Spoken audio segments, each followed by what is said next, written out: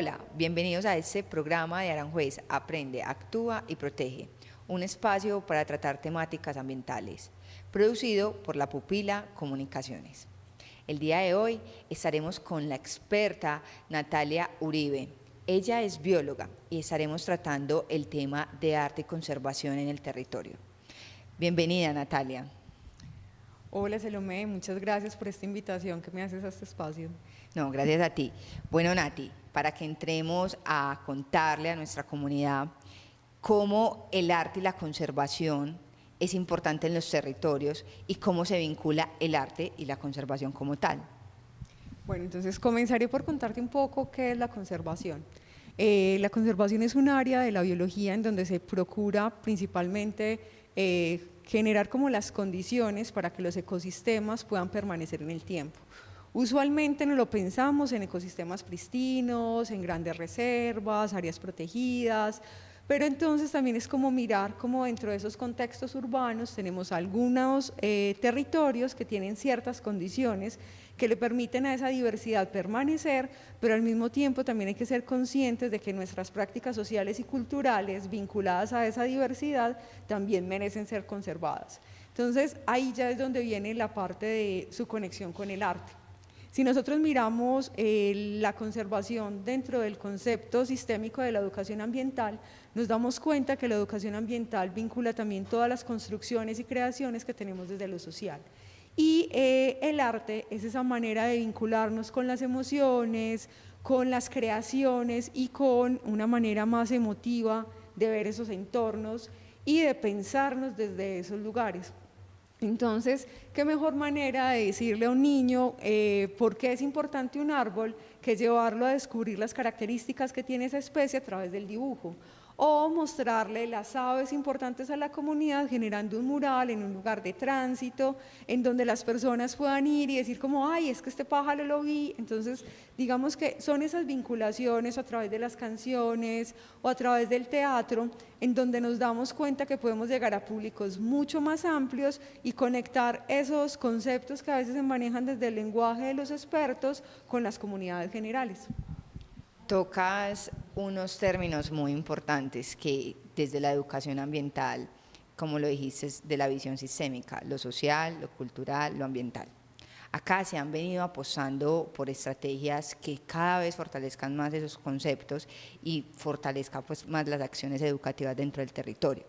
¿Cuáles son esas apuestas de las que tú has podido ver que se enfocan mucho como en el tema de la conservación o cómo el territorio puede percibir la conservación no como algo muy investigativo y lejano y que no nos corresponde, pero que sí podemos tener acciones desde lo cotidiano?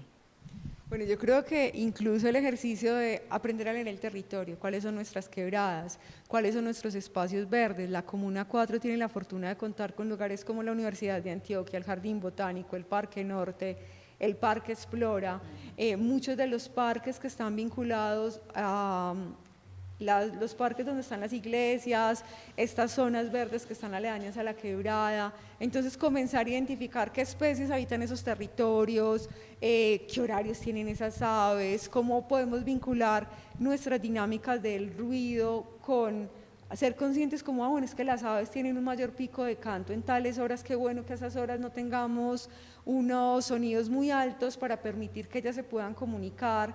Hacer el ejercicio de visitar el jardín botánico y ver todas las aves que van y tienen ese espacio como lugares de dormidero, lugares de anidación. Entonces es dar una lectura de ese contexto natural, pero cómo ese contexto natural se vincula con lo social, con los lugares por donde transitamos, los lugares donde nos encontramos, porque a veces hay entornos que se nos hacen paisaje.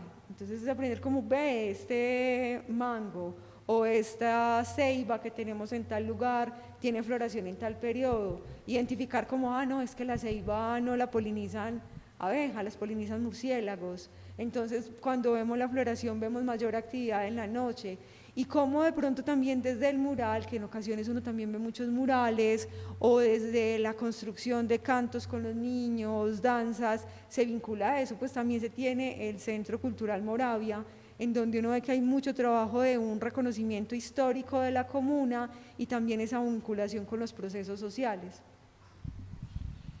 Natalia, dentro de todo el trabajo profesional, ¿cierto?, que has estado, esos retos que has visto para que la conservación cada vez sea más vista desde las políticas públicas, desde la investigación, desde los sectores privados y desde la academia. Claramente, digamos que las universidades que tienen carreras como la biología, la ingeniería ambiental o la ingeniería forestal, pues van a tener unas líneas de profundización o de investigación inmersas en la conservación, ¿cierto?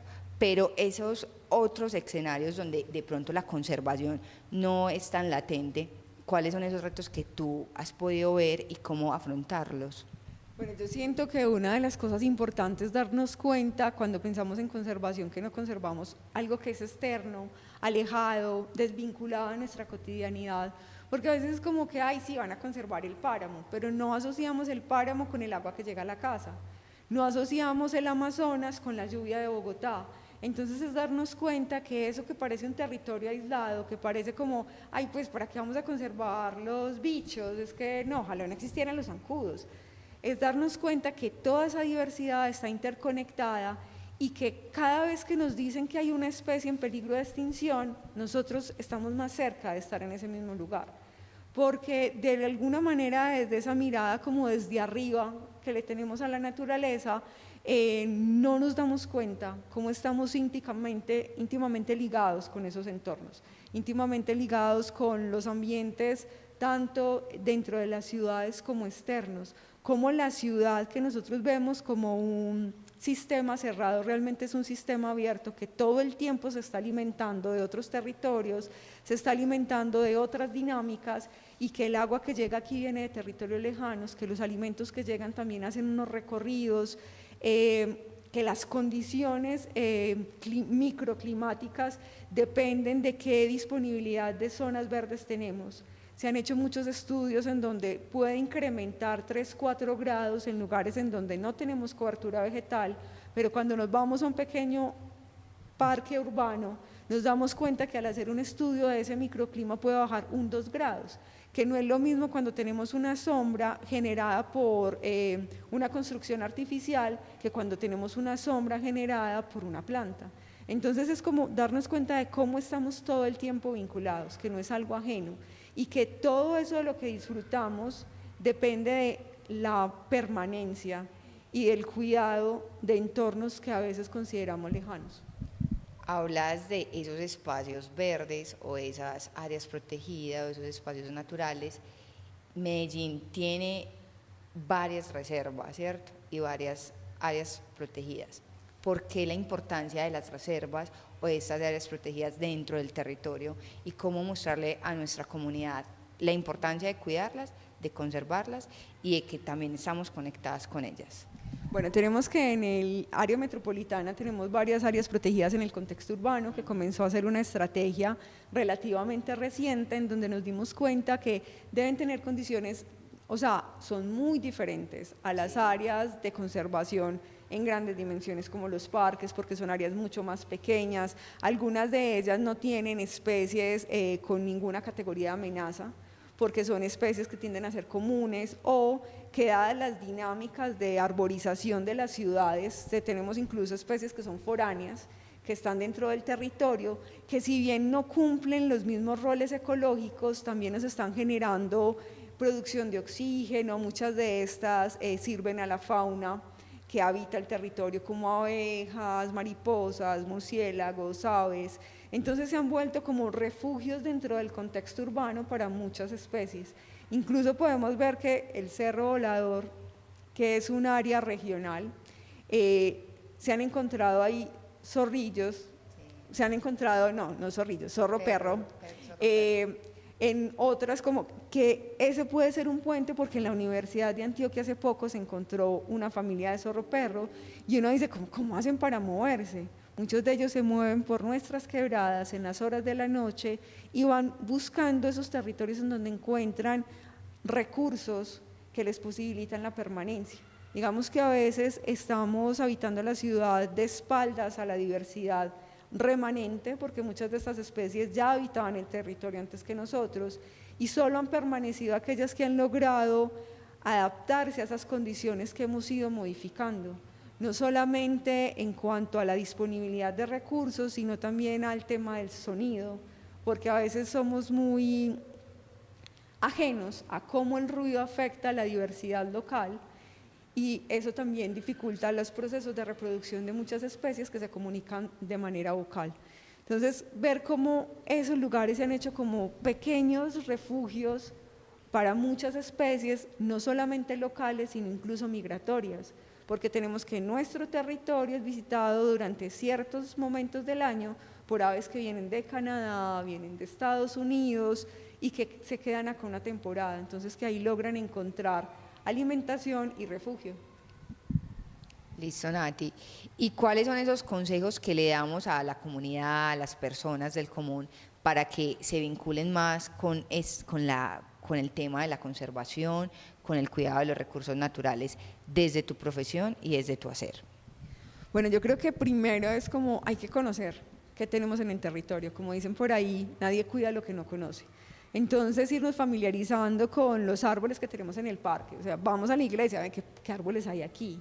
Estos árboles, ¿de dónde vienen? No, entonces uno como todos nos acostumbramos al mango y a que comíamos el mango, entonces es como, no, el mango es de acá. No, resulta que el mango, el nombre de la especie es Mangifera indica porque viene de la India. Incluso el café, que es el producto nacional por excelencia, es de Arabia. Entonces, mirar cómo nuestros territorios terminan siendo una colcha de diversidad de muchos países, de muchos entornos, y empezar a reconocer cuáles son esas especies que tenemos acá propias. Y por qué es importante darle fuerza a esas especies. No es que las demás no sean relevantes, porque los árboles en donde estén van a generar un beneficio por su fijación de CO2, por su producción de oxígeno, por este ejercicio de que generan esos microclimas, pero que también tenemos algunas plantas que, si bien están acá, no van a poder fructificar porque no tienen el polinizador. O como el ojo de poeta, que es súper conocido, que es súper lindo, que cuando lo trajeron como por esa característica estética que tenía, pero que resulta que es una especie que tiende a cubrir grandes áreas y comienza a asfixiar las que están alrededor porque las cubre y les impide acceder al sol. Entonces, ver cómo cuando traemos especies de otras áreas, de otros países, porque nos parecen bonitas, podemos generar desequilibrios, porque estas especies o pueden tener unas tasas de crecimiento más altas y comenzar a desplazar las locales. ¿Y qué ocurre? Que si desplazan las que son locales, van a empezar a quitarle recursos a la diversidad que tenemos en el territorio. Que lo otro, en muchas ocasiones en las ciudades pues tenemos especies que no tienen características tan estrictas, ni de alimentación, ni de reproducción, ni de distribución, pero a pesar de que pensemos como, no, es que aquí todas son comunes, no pasa nada, uno podría pensar en los pinchecitos, que antes se veían mucho en la ciudad, pero en la actualidad vemos que se han ido desplazando cada vez más a los entornos periurbanos, por temas de temperatura, disponibilidad de alimentos. Entonces es como, primero conocer qué tenemos, saber cómo podemos protegerlos, que en ocasiones es como, ay no, qué pereza este árbol, en cierta temporada me llena de hojas mi cera, más bien lo corto y mantengo la cera limpia. Y es como, vente, es que ese árbol no solamente te está beneficiando porque te ayuda a tener una casa más fresca, sino que le está sirviendo a lagartijas, a aves y algunos insectos. Que el otro, que en el tema de las especies hay especies muy carismáticas, entonces con las aves todo el mundo dice, ay sí, hay que cuidarlas, voy a ponerles el agüita, voy a ponerles el banano, que a veces no es tan bueno porque les modificamos sus comportamientos, pero cuando uno dice los insectos es como, ay no, es que si son insectos yo no quiero eso en mi casa, pero es como ahí están los polinizadores, están los que controlan otros insectos, los que ayudan en la recuperación de la materia orgánica para el suelo. Entonces es ver cómo cada uno de los organismos con los que contamos al interior de las ciudades son importantes, que algunos hemos vinculado a condiciones de contaminación, dígase ratas, cucarachas, pero que de alguna manera también responden a nuestros comportamientos y a nuestros malos manejos de los residuos. Así es, Natalia. Y acabas de mencionar algo, como un grupo tan megadiverso y tan amplio como los insectos son tan temidos y tan desconocidos? ¿Por qué se da como este tipo de situaciones? Bueno, como decíamos ahorita, todo lo que tiene que ver con conservación, todo lo que tiene que ver con la naturaleza, sin importar si es desde la academia o desde la cotidianidad, está vinculado con nuestros afectos. Entonces tenemos que la mayoría de especies que estudiamos somos especies que están vinculadas con nuestros intereses económicos o de salud. Entonces el principal conocimiento que tenemos de los insectos responde a especies que son plaga para cultivos, especies que son vectoras de enfermedades. Eso genera que hacia esos grupos haya una mayor intención de investigación y que la comunidad en general tenga más conocimiento sobre ellos. Pero, por ejemplo, cuando uno piensa en cucarachas es como, ay, no, gas todas las cucarachas. Entonces la gente piensa en la cucaracha y lo siguiente a pensar es en la chancla. Pero solo el 1% de las especies de cucaracha van a nuestras casas. El 99% de cucarachas está vinculada a ecosistemas de bosque, está vinculado a ecosistemas conservados. Y uno diría, pues cucarachas lindas, sí, hay cucarachas verdes, naranjadas, negras con blanco, negras con rojo, que cuando la gente los ve incluso no piensa que es una cucaracha. Solamente tenemos un grupo muy pequeño y muchas de las cucarachas que tenemos que van a nuestras casas vinieron de Europa, porque vinieron vinculadas con los residuos que nosotros generamos. Bueno, Natalia, muchas gracias. Yo creo que para irnos despidiendo de este programa, que nos deja muchas cosas por aprender, por reflexionar, me gustaría que para despedirnos entregaras algún mensaje a la Comuna 4 en temas de conservación, de arte, de educación ambiental, para que sigamos apostándole y a que sigamos creyendo en los procesos ambientales como una responsabilidad y que aquí coexistimos. Bueno, yo creo que es importante darnos cuenta que todo está vinculado, que nuestras construcciones sociales y culturales responden al entorno natural en el que habitamos y que a su vez ayudan a construir esos entornos para nosotros y para las comunidades venideras. Entonces recordar que así como las especies llegan al territorio de muchas partes, nuestras comunas se han formado por personas que vienen de diversos territorios, con diversas maneras de concebir la vida, de preparar los alimentos. Aquí tenemos mucha comunidad campesina, personas que vienen de desplazamientos dentro de la parte urbana, personas que vienen de otros países. Entonces, que así como hay que aprender a convivir con esa diversidad natural, también aprendamos a convivir con la diversidad social y cultural y entender que somos parte, que no somos un ente aislado de lo natural. Es así como finalizamos un nuevo programa de Aranjuez, Aprende, Actúa y Protege, un espacio en el que podemos reflexionar y adentrarnos un poco más en términos de arte y conservación. Recuerda que toda la información ambiental la ves en La Pupila.